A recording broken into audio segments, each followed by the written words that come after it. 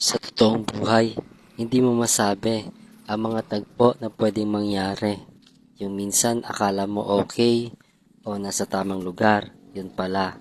Hindi pala, yun ang tama. Marami ang pwedeng mangyari.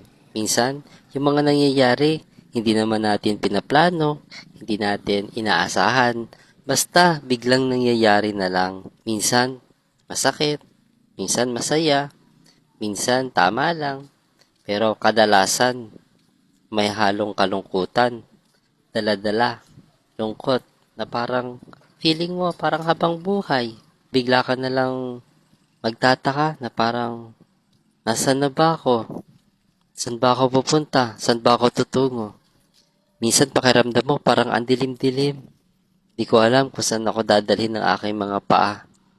May nakikita naman akong liwanag pero ang liwanag na yan hindi para sa akin. Ewan ko ba kung para kanino? Basta may liwanag akong nakikita.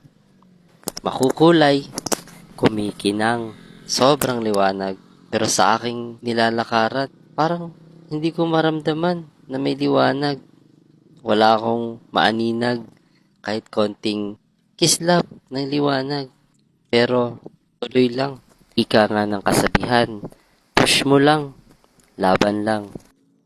Basta ang mahalaga may hininga at kayaning makapaglakad pa.